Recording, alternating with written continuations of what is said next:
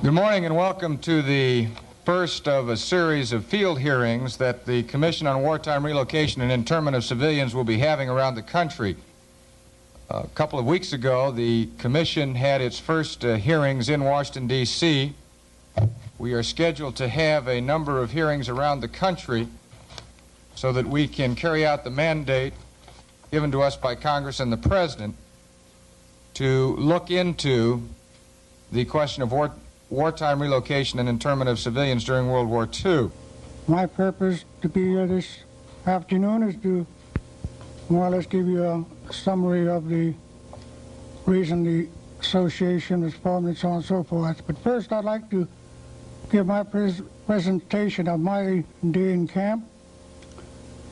The day of the evacuation, many of us were first sent to assembly centers, which were either fairgrounds or racetracks, taking with us only those things that we were able to carry. Surrounded by barbed wire fences and guard towers, we were assigned living quarters. Many of the families were put into horse stables, which were very unsanitary, and the stench was unbearable. On August 27, 1941, at 2 a.m., we were informed that our baby had passed away. At the time of my birth, my mother's physician in camp performed a tubal ligation on her. She never gave her consent. I am speaking on behalf of Frente a los Pueblos Unidos.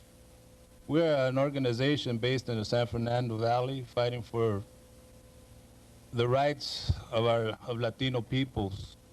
And I would like to put it on record right now that we in the Frente believe that the Latino people will stand behind the Japanese people for reparations.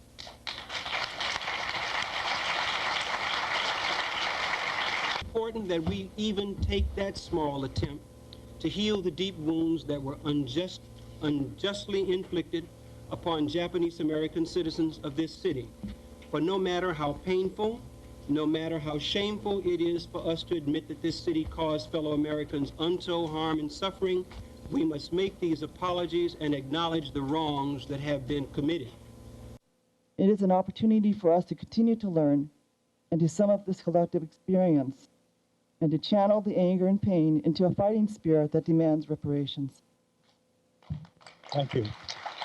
And most importantly, we strongly call for direct monetary compensation to each victim of the concentration camps. This is a historic and significant event.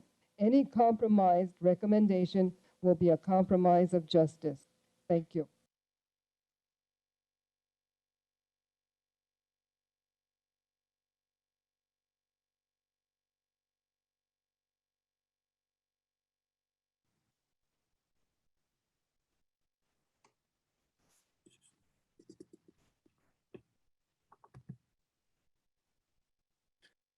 My best friend was Rollin, a young Japanese child, same age.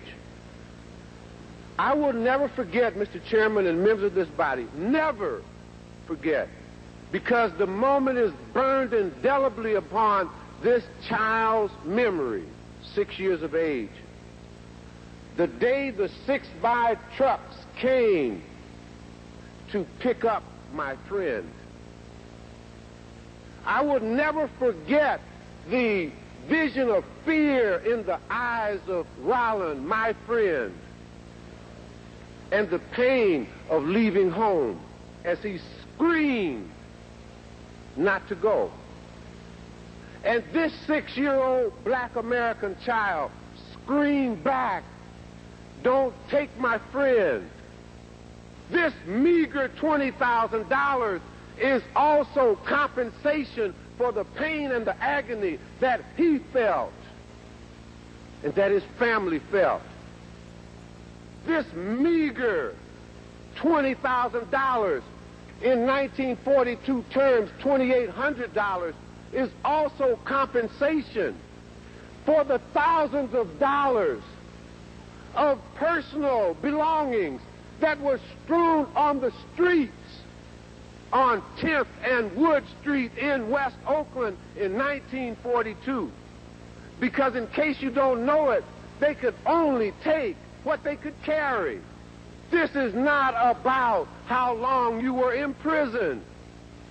It is about how much pain was inflicted upon thousands of American people who happen to be yellow in terms of skin color, Japanese in terms of ancestry.